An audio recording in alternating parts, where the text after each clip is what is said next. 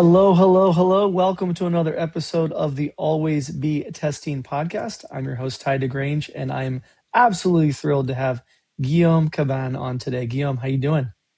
Hey, Tye, thanks for having me. I'm doing great. Absolutely. It's awesome to have you. Guillaume is notorious in B2B SaaS growth. He is the CEO and founder of HyperGrowth Partners. HyperGrowth Partners helps venture-backed SaaS companies scale and grow. It's a collective, it's an investor, it's a growth advisor, and he's had a litany of amazing experience in growth from Zapier to Reddit, to G2 Crowd, to Drift, to Ramp, to a many. So you're in for a treat today. That's awesome. Let's go. Yes, this is intercontinental. He's calling in from Europe, so it's big time. One of my favorite memories, I think it was when I was introduced to you, was when you were speaking in SF back in the glory days or the early days of quote unquote growth, talking about, you were at Dev Guild talking about like instrumenting like Mad Kudu and Drift at the time and some really interesting things that were, I think, novel in B2B. And B2B, I think, was sort of exploding in its own way. What a lot has changed since then, but do you recall those days? October 2016 is the date you're looking for. So I'm afraid the 10th anniversary of that event is this year. I just want to say time flies. Oh my God. I'm sorry. Wow. I feel old.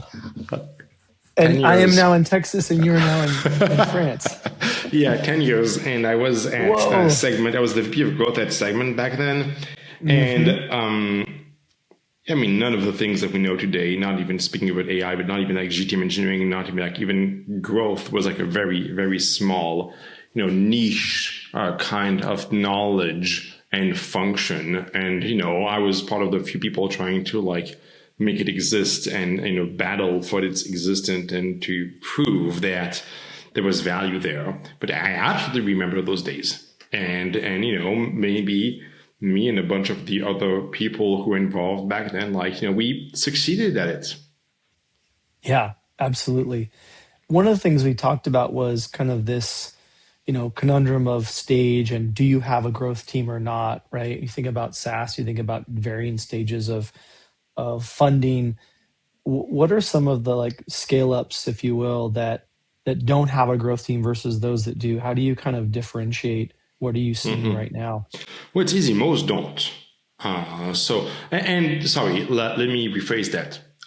In the world of B2B SaaS, which is the one that I know well, most don't. Now, it's very different from what I've heard and some of the things that I know in B2C. It's quite different, but I have much less of a knowledge there. In B2B SaaS, most scale-ups do not have a growth team. Those that do, and there's examples, basically all the ones where I have worked, obvious bias there. And aside from that, Rippling also has a great growth team. So there's a couple, but growth teams tend to be very popular around, the high growth phase called like late Series A, Series B, Series C, and then kind of like, disappears after that. Yep. For people following at home that are not as familiar with growth like you and I, and you in particular, can you just give a distinction for folks about growth teams versus a performance marketing team or a marketing team? Sure. Yeah. And I understand this confusion because some people like use it, interchangeably for good or bad reasons. So here's my definition or how I like to think about it. And I think it's now become probably the most, say, accepted one. A growth team is a group of generally fairly technical people, which means there are engineers, there are marketers and copywriters, and this is how they work. They're going to build quasi products, some back end, some front end. They're going to have a product-like way of approaching, let's say, building those products on a marketing surface area. So a website, a campaign, outbound email. and they're going to be measured like a sales team in pipeline. So you take the overlap of those three, little bubbles, this Venn diagram of sorts, and at the center, that's what a great growth team is. And the reason why that differentiation is important is, well, if you just take the engineers that build a product, then you have a product team, right? And they're building a product. Obviously, it has to be applied to a marketing surface area. Otherwise, you're just building a product. If you don't have the pipeline, then basically what you have is a bad marketing team, right? And so it's important to have those three aspects. The last thing, which is not defined by those aspects yet, is speed. It is my conviction that the growth team succeeds by going extremely fast through a set of experiments that are non-obvious. If the things they're trying are obvious and they're going to win, it's not an experiment. You should ship those things as high quality as possible because they're going to work. You have conviction. And that's great. And that's for the marketing team. It's going to be polished. It's going to be nice. The growth team is there to produce, elements, campaigns, quasi-products where you have a low conviction of success. Okay. And because you have a low conviction of success, your competitors also have the same thing. They're probably not going to try that. And so the success of a growth team happens when you find unlikely outcomes. Alpha is what we call it, right? Wins that happen to be extremely successful when you did not know the outcome beforehand. That's success. That's important to understand. And that's how I've operated over the past, 15 years of doing it. When something's sort of on that verge, or what are you seeing kind of tip the scales to say this is worth testing versus this is not? Obviously, there's a lot of methodologies, there's a lot of ranking methodologies. You've probably seen them all or a number of them. What are some things that tip the scale for you with teams that are debating that internally? So generally, most things are worth testing unless it's obviously a terrible idea. Here's how I approach it. So I approach, I have a 2-week sprint. And so every 2 weeks with the team, I sit down and we look at all the new ideas. And I ask them to have this mindset, which I wrote a Substack about it a couple of weeks back. It's called be crazy creative and rigorously scientific. Okay, so a couple of first principles. We look at what do we believe to be true, the number of potential prospects that are out there on the TAM, total addressable market, the price we sell the product at, the kind of customers we sell to, what's the cost of acquisition that we're ready to accept. There's a couple of ground rules here, and then we look at any number of potential problems, some leaks in the funnel, drop-offs in the funnel, some audience that is not converting as well as others. And that's where we try to have a very, very creative, and I call it crazy creative, mindset. And then we run a hypothesis. That's the rigorously scientific. If the hypothesis holds to be true, let's say that, we send a much better, copy, or we fix this funnel, a leak, what is the consequence? What is the lift? And is this lift statistically significant? Can we measure it with confidence? And is it worth the effort to do it? All right? Because I am not saying, is this a good or bad idea? Is it going to work or not work? That's not what I'm saying. I'm saying, if it works, is it even worth it? And can we even measure it? And that kills more than half of the ideas. More than half of the ideas, they're legitimately, possibly good ideas. You just don't have the end. You just don't have enough people going through that potential funnel path, right? And so that kills half of the ideas. The other half, and that's my expertise, the decade plus that I've spent doing it, is they're over complex, right? They're thinking of a big, beautiful, project to fix a big problem. And in doing that, the hypothesis has many unknowns. many unknowns. And you just know how math works. You can't solve multiple unknowns in the same equation. It's not going to work here.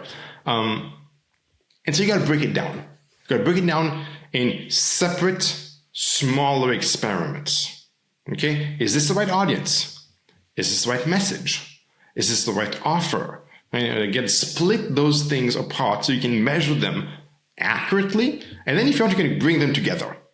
Okay, I'll give you an example for the audience that is very commonplace and very traditional. I had a client, not going to name the client, obviously. I had a client that the marketing team wanted to do a very typical white paper, this kind of PDF behind, a gate form of some sort. And, they wanted to do it with an agency. So there was like a decent spend flag from 15 or 20K back then to do it with all the research, good paper. And then they were going to do some promo on it and the whole shebang, right? And basically put it on the homepage with the banner or the little banner at the top and the bottom. And so, okay, I'm not going to debate whether that's maybe that's what the audience wants. I doubt, but maybe.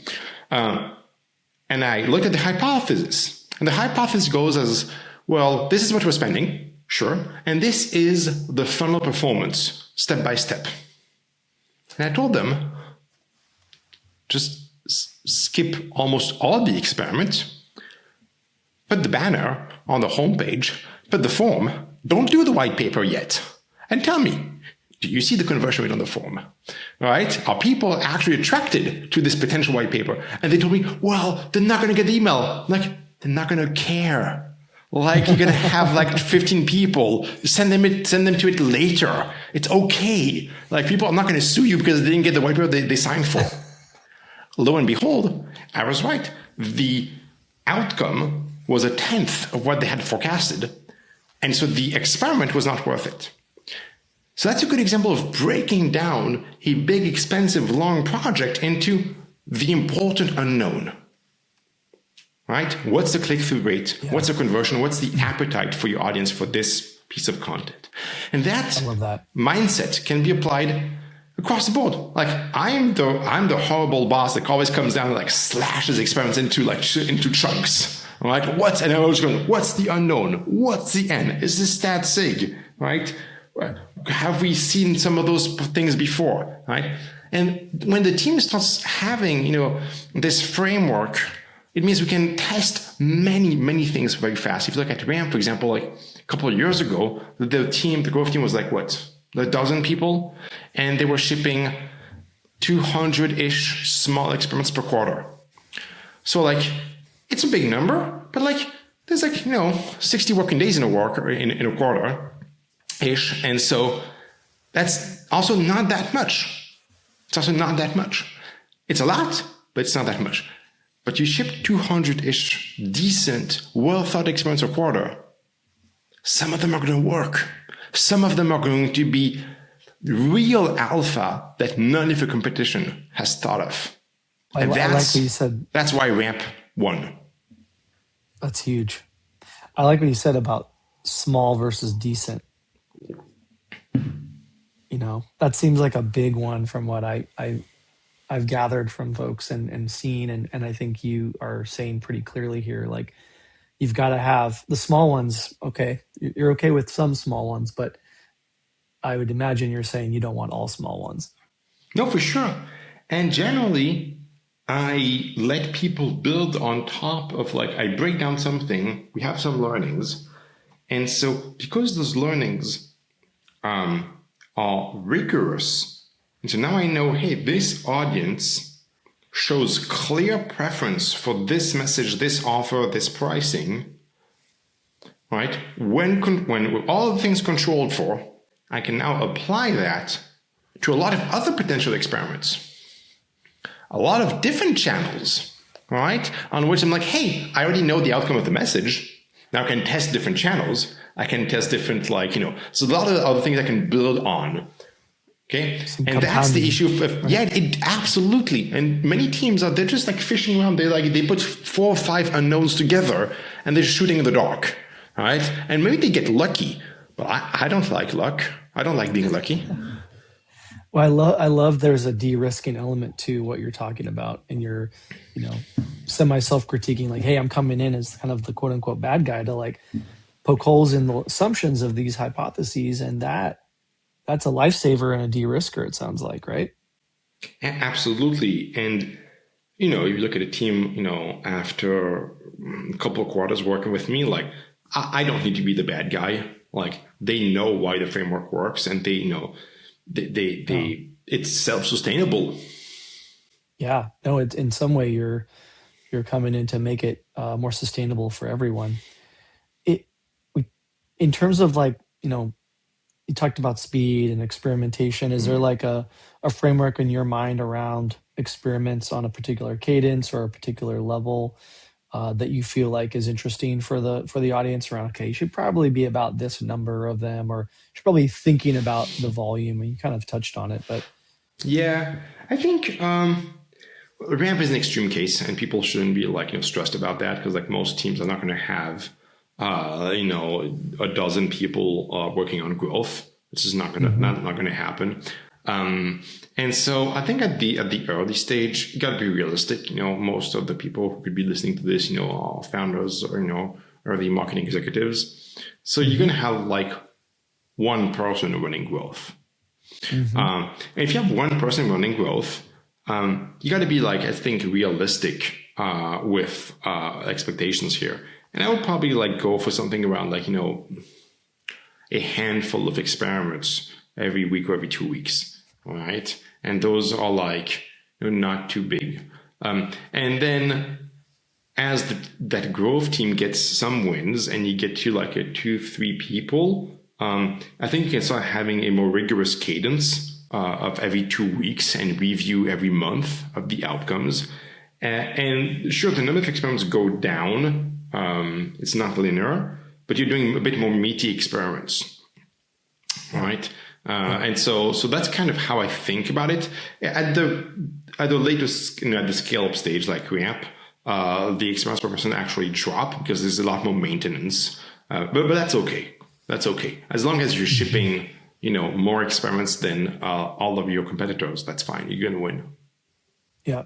And for those trying to kind of break out and increase, you know, data learnings and the enrichment of that and like the impact, is there some things that you counsel people on around, okay, how do you break out of maybe a slow experimentation cadence or maybe tests that are not as insightful? Break out of the mindset of a slowness situation. Yeah, like the mindset or teams that are just not getting as much. I think it's mindset, but also number of tests in a period of time, or the learnings and impact of typically. And I'm not always successful. Like I had an engagement recently where I failed to change the culture, and I can tell you why it happens. Generally, these are marketers that are being repurposed into growth teams, and it's not a person issue. It's a team culture issue and expectations issue. Okay, those people have been trained to expect a risk to reward ratio where if they fail, they risk of being fired. Okay, that's what happens to a marketer. Okay, if you're a marketing leader and you fail 3-4 times in a row, you're out. Makes sense. You're a terrible marketing leader. Okay, but if you're a growth person, your fail rate, you know, should be north of 50%, 50, 60, 70%. Time and time again, I go in, I get a deal done with a company, with a CEO founder, and they assign me like, you know, a small group of 2 or 3 people. And I'm like, okay, sounds great. And then the people, what do? They de-risk all the experiments because they're afraid of failing. De-risking means they do more research. They, you know, pepper it up, they make it better, they think about it, they like improve the copy, they improve the design. And so it gets unbearably slow. And at that point, I'm like, well, there's so much sunk cost here that now this has to succeed. You got no other choice. All right. And you're talking of like 1 experiment a month, maybe sometimes less. I worked with a team, they decently large scale up. They couldn't get outbound like outbound emails started in a quarter. They just kept going back to the copy and the audience and like revisiting like the strategy, and like they just couldn't. And I said, like, just ship the damn emails, just get them out. We'll learn, we'll see by the reply rates. Like, anyways, like those people are not customers, and like if they don't care and it goes to spam, we'll learn something. Like, wow. But they were afraid of the outcomes. They wanted to have the best outcomes. And so what happened is that they trimmed down the prospect list from tens of thousands to thousands, from thousands to hundreds, and they ended up with like a 7-series email to 20 prospects. And I'm like, what are we learning here? Like, sure, you might be creating leads, because those emails are great, and those like, this is like the best of the quality, right? And so I'm sure you're gonna get like a handful of like good, decent leads. You're gonna create pipeline. There's nothing to be learned. I can't scale anything from that. And that is the best example I have of me failing and of a company failing at growth culture. That's crazy. Yeah, that's a big one. And it's a big company. It's a company you've all heard of. It's like over 1,000 employees. It's in tech. You've all heard about them. Yeah. And they have a marketing team and yada, yada, yada. The whole thing. I don't even know so far as it's a hypothesis, but maybe the question for you is it seems like there's not a lot of growth teams if you really get down to it. And sure. Is that, how much does culture play into that? It seems like it's a big one. Going back to what I said here about the risk to reward ratio, and what humans are humans, right? They react to like incentives and fear, right? And to stick in their carrot, right? In other ways, this has to come from the top. This has to come from the founder. If the founder or CEO, depending on scale, isn't creating a safe place for those people to succeed and take risk, it's not going to happen. It's just not.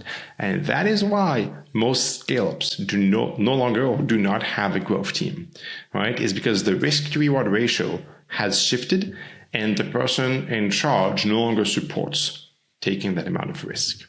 Okay? Wow. Yep. That's basically it. And every time when founders come to me and say, hey, G, you're the CMO of Ramp, right? I was like, yep, sure thing. Like, great. I want the same outcome. Can you help us? And I walk them through like, are you ready for this? Like, are you sure that you want a growth team? Are you sure that you want like both the good and the bad? And like, yeah. The growth rate is great. Like, absolutely, I'll support it. All right. But they don't. That's the thing. Like, they want the muscles, but they don't want the weight, lift the weights. That's the thing. They want to skip the leg day here. So the way that I express it to them is to get the alpha, to get those wins, you're going to have some failures. And what a 70% fail rate means, just to be very clear, it means that, on a small growth team shipping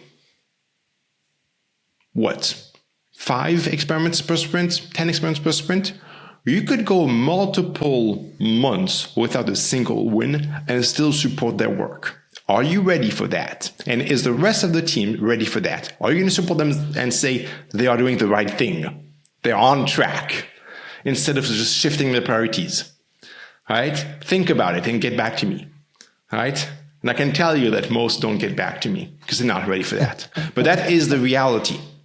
I can't make magic happen. All right? What I can do is tell them, like, this is a framework that does work if you're ready for it. Yeah, it's amazing. On the positive side of where this can go, is there an experiment in your career that looked small in the outset, but ended up being just a massive change in trajectory for the business? Yeah, I think a lot of them eventually work because I've built. I cheat a bit in the sense that I always obviously bring the wins from one company to another because I just build upon the successes. So if you look at outbound, a bit more than half of Ramp's pipeline comes from outbound. I'm talking about a company that has publicly said they're doing more than $1 billion in revenue. So that's massive. It just like account for typical close rates. You're talking of multiple billions of pipeline being created through outbound.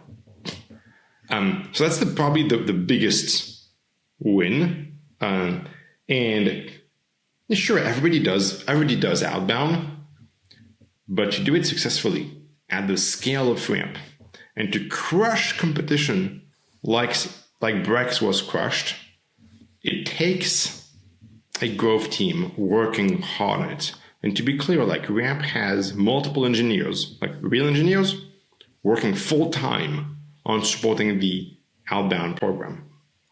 It's not just like, hey, we bought something off the shelf and sending emails. Huh? There's like multiple engineers in New York at New York rates, plus copywriters, plus program managers, like supporting a team of like 90 SDRs, all in-house built. It is very custom and it works extremely well. I love it. I love it. You talked about culture previously. You think about helping structure the relationship between growth and sales. What are some ways that you talked about SDRs, obviously, with the Ramp example, like dial in speed and process in a way that balances the two? Yeah. This is always age-old question of like where SDRs should live, but I think I resolve it in a slightly different way. I like to have SLAs, service level agreements, with my partners, in this case, the sales team, which means that I will commit to something and they will commit to something back to me by bi-directional agreements. Okay. We agree on a common, lead scoring model that we both like. I will commit to a number of leads at that pipeline, at that quality, which you could translate into a pipeline dollar figure, right? Because at that point, like if you're comfortable with like the lead scoring, might as well assign like a pipeline figure to each of those deals. So I commit to that, and they commit to a speed of like reaching out and closing. Okay? And so together we can commit to revenue. Most companies don't do that. Most companies, the marketing team commits to leads but without quality, and the sales team doesn't commit to like a service level agreement.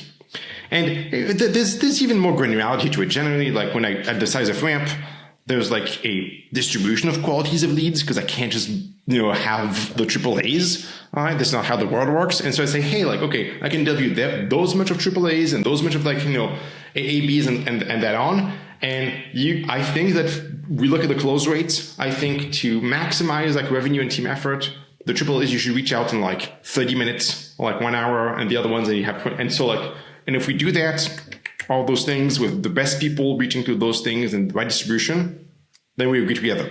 And we do that per quarter, we agree to it, and it's the best plan ever. Because then I have a really good partnership. And I know who's accountable for what. And is my team failing at delivering the right distribution of lead quality, or are they failing to do things? All right? And I'm not saying it's them. Sometimes it's me. But at least we're not in endless debates about, like, why are we not hitting revenue? I can go back to my team and say, hey guys, we committed to this. Let's pull off some magic. Or if we have done our job and they're not calling, I'll go to the VP sales like, dude, like, I'm on vacation now. Like, you got your good leads, you're not calling them, I'm out. Call me back. It's such a good reminder for, it sounds simple.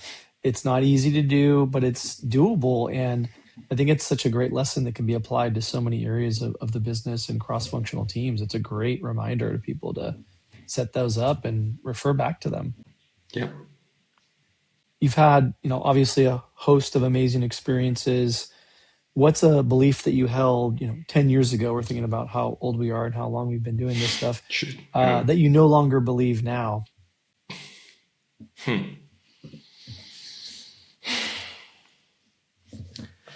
I thought that by now we would no longer have SDRs.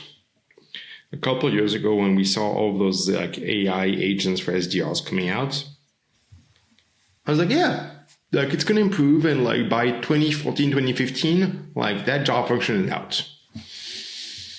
It clearly you were thinking hasn't. Back then. Wow. Yeah, for sure.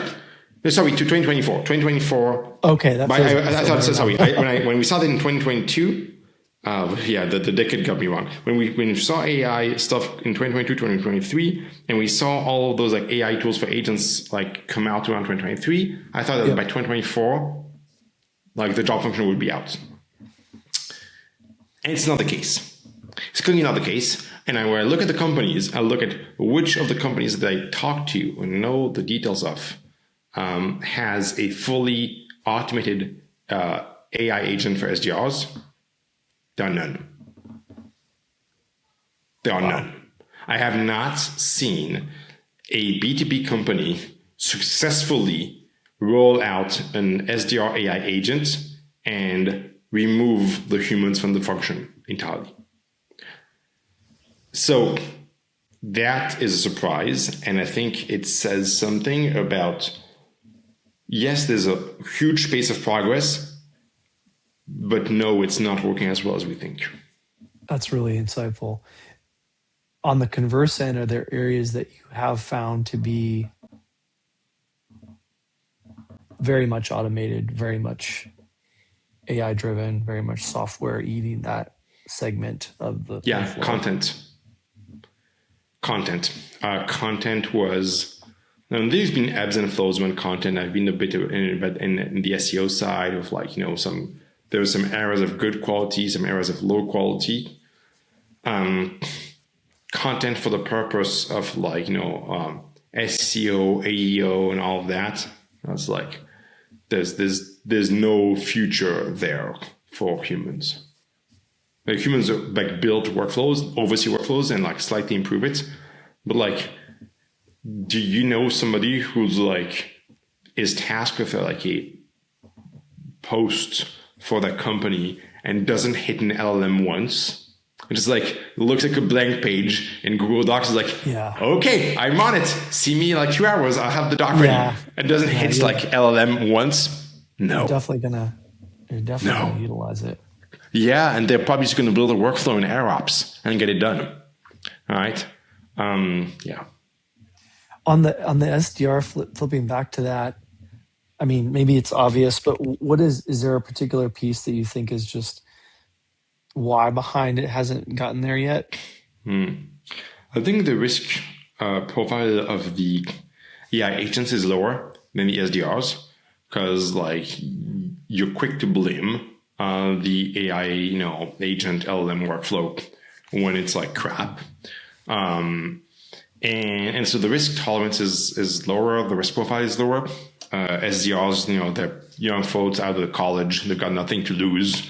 Today's today, tomorrow's another day. And so like they're going to take like quite a bit more risk. That's one.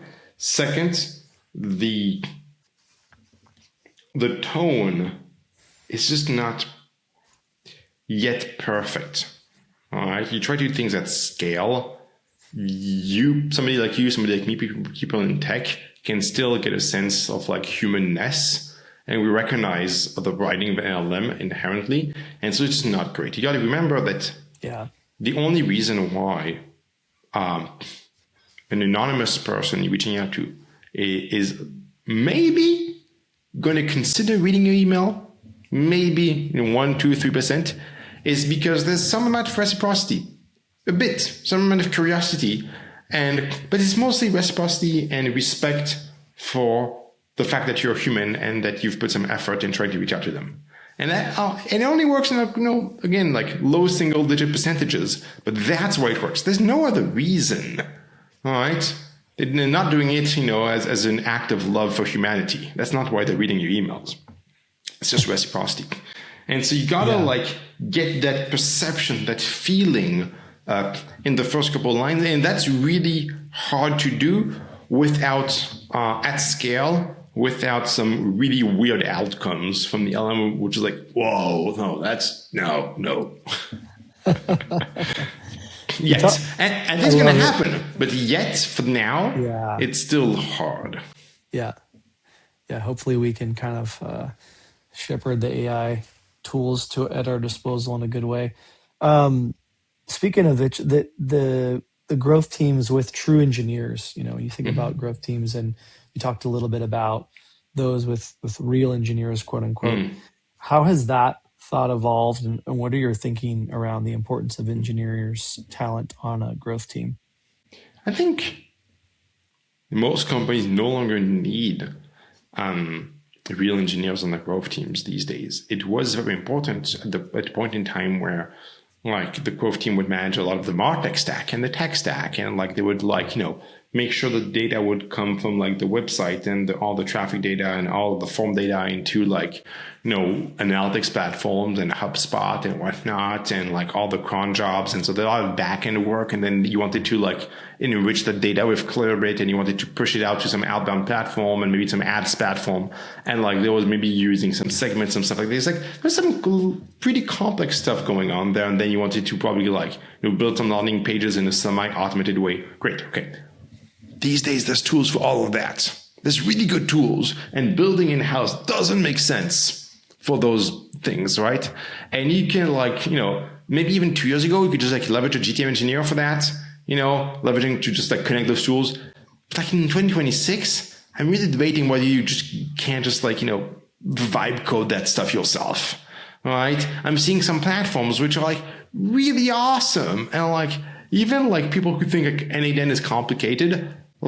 There are tools that are coming out, like CodeWords, for example, which is an LLM entry point into something which is a workflow platform like N8N. And so you can just speak to it and write to it, and it works. It builds a workflow for you. And so, do you still need engineers? Definitely less, and maybe not at all. What you need is creative people. You need rigorous scientific people that can understand the math, can understand the logic. But what's more important is the creativity, the understanding of human psychology. Why is it going to work? What's going to make people tick? And how can I leverage that principle in my content, in my prompts? All right, that's important. The engineering, less so today. That's amazing. Yeah, that's amazing. It's a kind of harkens back to your Substack article and the combination of those two of super creativity and very rigorous science. Yeah, and I think both are difficult. Both are very difficult. And what people don't realize is they're almost opposites in the personalities, maybe obviously, right? And so having a growth leader that can do both things perfectly is very difficult and extremely rare. All right? You're looking for somebody who is very creative to the point of craziness and will think things out of the box that your competition will not think. And then they're going to approach those things with a scientific method and look at the numbers, do a little maybe some SQL requests, look at the data, understand the math, look at that's tough in one human being. That's a lot to ask for. They do exist, but it's not common. Yeah, I feel like that could be its own, future growth leader traits and the future of that skill set and that personality trait that you absolutely. Those are the traits you're looking for. For a growth leader, those are absolutely the traits you're looking for. Somebody who can eventually have those two aspects, but also get a sense of what are the hacks, what are the strategies that they've learned at an early stage, which can still work at a scale up. All right. Most people fail at that. Love it. Coming down the home stretch here, you've dropped some amazing knowledge. What's your biggest learning for 2025? Influencers. I didn't bet on it a few years ago because it's a thing that comes from B2C, and I saw it slowly come in. People asked me, I was like, no. I was at Ramp, and people were like, hey, do you think you could use influencers to bring CFOs to Ramp? And I was like, did you just say CFOs and influencers in the same sentence? Is that what you did? And lo and behold, it's working. I have to admit my mistake. And Ramp hired a person full-time to do that. And it is absolutely profitable and working. And I'm like, okay, that's interesting. Let's start another company. and it's also working. And I'm like, well, there's something there. And if I try to like rationalize it, I think it is the counter wave of like outbound and personalization at scale, where because people trust less what's coming on from anonymous people because the content quality is great, but like it's all automated. So like reciprocity is going down. They're looking for like social proof, which sure, like there's friends and there's your colleagues, but like that's a small circle. Eventually people will see a human being that they trust, so micro-influencers. And so they trust that. And so I think it's working better because the rest is not working as well. Maybe I'm wrong. That's just my hypothesis. No, I think there's something really to that. And it's, you probably not shocked, but for us, it's such a huge thesis. And I think there is such a trust gap. That's been something that, I've talked a lot about and observed as well. And I think that's why you're seeing this clamoring for third parties, recognizable micro influencers of various flavors and quality and authenticity levels that are real enough that, those buyers are then attracted and it's working enough. So definitely something excited to talk more about and uncover, but that's a great learning for 2025 and could not agree more.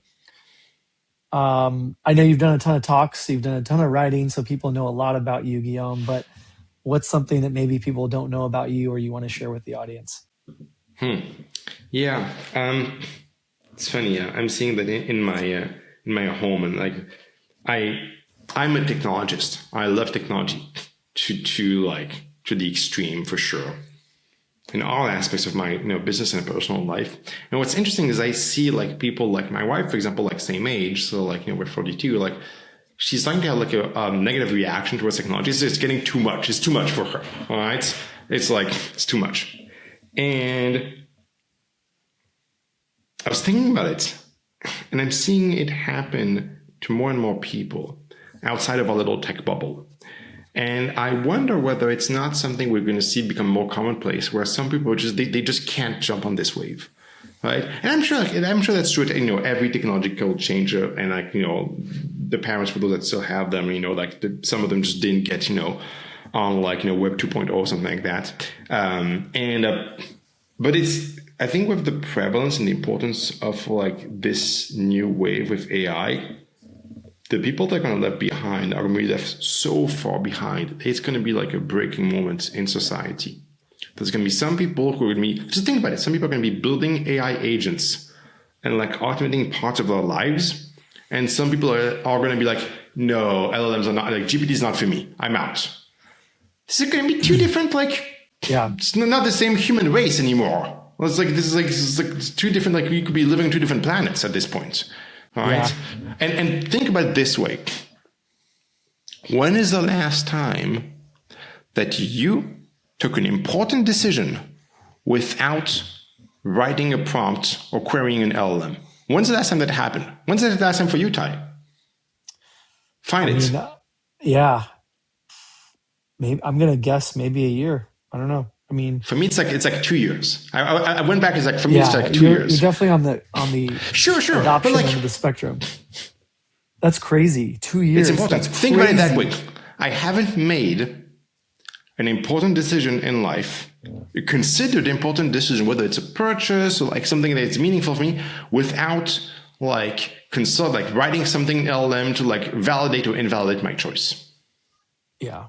And there's definitely some that I'm not consulting at all now, but I'm not. But for most of them, for me, I would say. And so I'm not saying it's good or bad. That can be debated. Sure. I'm just saying it is crafting me into a different profile personality than the people who haven't gone there and are rejecting to do that.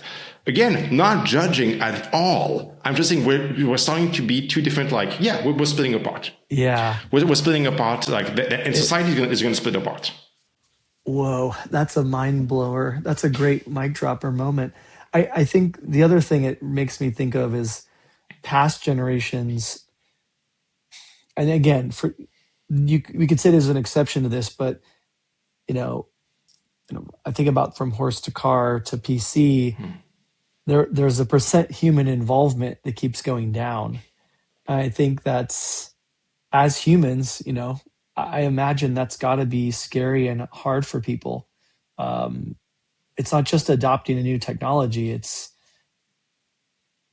for some people that this is a big shift away from, Yeah. the human involvement. And I think as social creatures, as caveman DNA, like that's got to be hard for just people to wrap their heads around it, There's two ways regardless to of read how, it. where you are. There's two ways to read it. One way to read it is I'm being lazy. I'm delegating my important choices to an AI. And there's a really good MIT article on that, which shows, that the brain waves and whatnot, like, there's laziness happening by delegating all the choices. The other view is I'm doing more with LLM, a lot more than I couldn't do before. And what I'm thinking is, what's going on with me? Both. I am at the same time intellectually lazy because I am delegating things which I could think of and I could work on that I am not, because it's good enough. And I'm also doing more because a lot of things I would not have done, that I would have given up entirely, that I can do now. So both are happening for me. I would agree with that a lot. And I think that there's a little silver lining of, I think there's a lot of hope for me generally in this, that, hey, you get to focus and work your brain on the things that you want to. And two, hopefully we can compound together and accomplish more as a society and individuals, but we shall see. Exactly. That's, I think, a Amazing. Great place to wrap it up. That's like deep, deep thoughts. Yeah. We'll just leave that one hanging in the ether for people. Guillaume, you're the man, the growth B2B expert in the world. As I said earlier, it's true. And it's been an absolute pleasure to have you on. Thanks for joining me. Thank you, Tye.